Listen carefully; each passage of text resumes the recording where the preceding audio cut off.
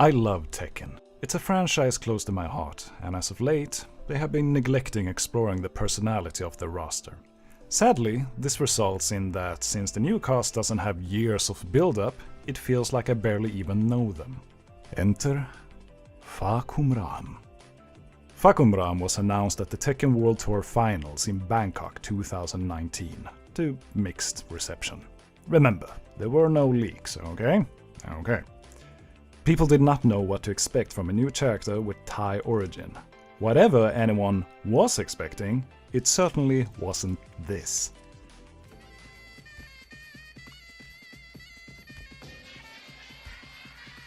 And by the way, that stage and that music is, like, awesome. It's actually a remix for a song called Wai Khru Ram Muay, which is used to show gratitude towards the boxer's teacher. More cultural trivia to be presented later. Proper research was done and the Thai people loved him. Reddit, however, wondered why his head was so small, why he didn't have a waist, and Twitter wondered where the hell is Bruce? For those of you who don't know, Bruce Irving, a kickboxer, is another Tekken character currently not in Tekken 7. Project director Michael Murray commented on the matter saying they just wanted to make a new character, and if you complain about the new character simply for not being Bruce, you can get blocked.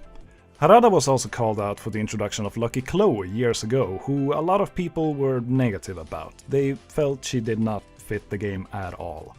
He commented that he would just release a big, bald, muscular and dumb character just for you guys. But this may be unrelated. He also pointed out in an interview with IGN that he cannot consider Bruce a Muay Thai practitioner and left his martial art as kickboxing, and how he wanted to release a true Muay Thai fighter. We know very little about Ram from the trailer itself. I recommend you take the time to watch the trailer in its entirety if you haven't already. It can be found in the description. The too long didn't watch version is that Marduk beats up Armor King, soldiers pop up, Ram is airdropped from a helicopter, soldiers disappear, his size fluctuates jarringly, he does some moves, he glows red, shakes his head, says something badass, looks into the camera, and it's over. The first thing everyone seems to agree with is that its design is very noisy. There's red marks, tattoos, ropes, ultra-ripped muscles proportioned like gigashads and scars everywhere. You instantly have trouble deciding what to focus your eyes on, and he looks insanely badass. The design is over the top, and it doesn't speak to everyone. To me, it does. I've always had a soft spot for the over-the-top, so cool and manly that it hurts characters. But in regards to size, they most likely wanted him to be taller than Marduk, but had him scaled down to be playable. This, however, is just my speculation. It was later revealed outside of the trailer that he is fighting for his family's freedom, as they are hostages of the military. Not much else was said about it. Then the official bio started to flow around Twitter, and it reads as follows. Once lauded as his country's greatest hero, Fahkumram was a legendary Muay Thai fighter, unparalleled in his field. Showing remarkable talent for the martial art from an early age, he was marked as a future champion until suffering the terrible misfortune of being struck by lightning at the tender age of 12. After spending days on the brink of death, he managed to make a miraculous recovery, eventually developing a mighty physique and growing to over 2 meters tall. Combining his tremendous physical strength and technical mastery with a clever tactical brain, he became Muay Thai champion by the time he was 18. Brushing aside all competition, he was feted as a natural hero.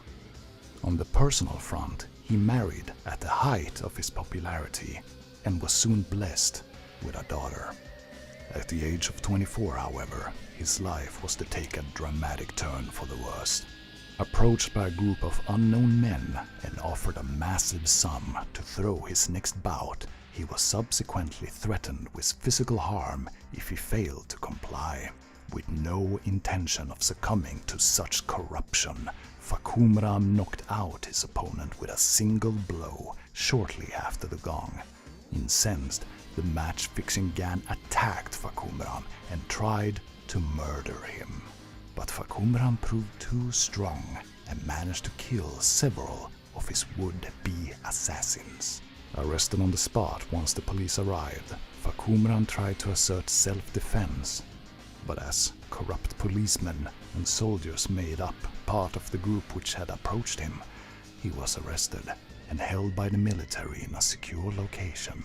His wife and daughter were subsequently taken hostage, after which Fahkumram was given no choice but to act in accordance with the instructions of his captors, participating in secret underground martial arts competitions and show fights against tigers and other wild animals. Unable to see a way out, Fahkumram became more and more desperate and disillusioned, and gradually lost himself in still more extreme acts of violence and rage. 4 years later, with the world embroiled in the battle between the Mishima Zaibatsu and the G Corporation, the military forces controlling Fahkumram determined that the Mishima Zaibatsu posed a threat to the nation and dispatched Fahkumram on a new mission. His task was to represent his country at the King of Iron Fist tournament and claim victory there, with the promise that depending on the results he achieved, his family may even be set free. Fahkumram entered the fray, determined to win liberty for him and his family once and for all. This changes things. This changes the whole perceived notion about what this character is. Just about everyone in the tournament is out for either fame, money, power, revenge, or to meet up with someone. The King of Iron Fist tournament is just used as bait for the main family several times over. The monster suddenly becomes mayhaps the most relatable character in the entire roster. He's not out for his own gain, but for the love of his family. Fahkumram might be the only person attending who does not actually want to be there. Well, except maybe Gigas, but it's unclear what he wants now anyway. Now, there are some things that are great, and there are some things that are strange about his design. As to being hit by lightning, there is something called the Lichtenberg figure, which would leave marks, but this usually goes away after a while. And lightning does not normally make you grow taller and leave glowing red marks either, so it's unclear what happened 16 years ago in the Tekken universe to create this magic steroid thunder. It doesn't feel like it adds anything especially needed to the character design. He also stands out quite enough due to his body shape. He doesn't really need another gimmick. I could honestly go without it. Speaking of thunder, his name, although it will be mocked relentlessly, means roaring sky or sky roar or thunderclap and the like, which is pretty dope considering his story. He actually has this ring name embroidered on his shorts, which is typical for Muay Thai fighters. And by the way, I recommend we refer to him as Ram or Ram if you prefer. It will definitely save commentators a few fines down the line. Are we all in agreement of this? Good. Moving on. Some great commentary on his design was brought up by Reddit user Noise Fetish. You can pause the video and read them here at your leisure. I can add other bits of trivia such as Ram's voice actor Apishat Samutsiri does a few big roles, including the Thai voice of Hokuto no Ken's Toki, Transformers Prime's Megatron, Tom Hardy's Venom, and Disney's Black Panther T'Challa. His chest tattoo of the Garuda is typically used for government purposes in Thailand. This might mean that the tattoo he has on his chest has an ominous connotation to it, as it might be a mark that he is government property, or it can be a victorious sign that he is mighty enough to stand against the gods, having survived lightning and all. But it's speculation, and they might just have wanted a Thai motif to use. Full body tattoos are pretty common for Thai inmates as well. His overall design is inspired by Tony Jaa from the rather well-known Thai movie Ong Bak. When I said homework was being done, I obviously wasn't joking. As for the character, things were most likely looking up for him before all of this. He was idolized. He had a kid, and from what we can tell, a healthy relationship. It was going his way. He's a hero in this story. At first, all you see is a monstrous figure with scars, tattoos and red veins. He was judged as soon as he was caught red-handed, and we judged him as well. When at the end of the trailer he asks, how many left? He isn't wondering when he will get more ass to kick. He is wondering when he will get to see his family again. Now when you see it, you look at it differently. Is that sadness in his eyes? Eyes that have forgotten how to laugh. Every scar, not a mark of badassery, but a reminder about his painful struggle against wild animals and his struggle against injustice that he was unwilling to take part in. He refused to participate in corruption, and that is what led him to where he is now. He's honorable. When he faces Marduk, he approaches him, and even though his only objective is to take him out, he waits for Marduk to make the first move. Or am I just reading too much into things? I hope we get to see more of this character in his release trailer. His backstory alone, as quite simple as it is, instantly made him one of my favorite characters, if not possibly my actual favorite in the roster.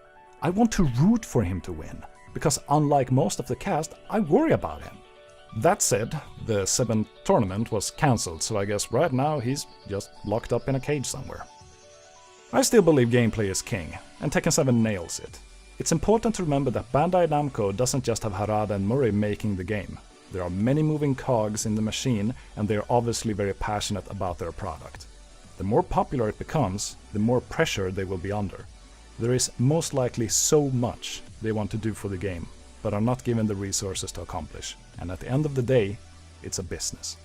However, my hope is that the fanbase shows the Tekken team that we want more fleshed out characters, and that means dedicating time to expanding their stories and letting the audience explore them. In order to be invested in the Tekken universe, we need to be able to be invested in its characters. Otherwise, some in Tekken's roster risks being overlooked, staying just weird looking monsters.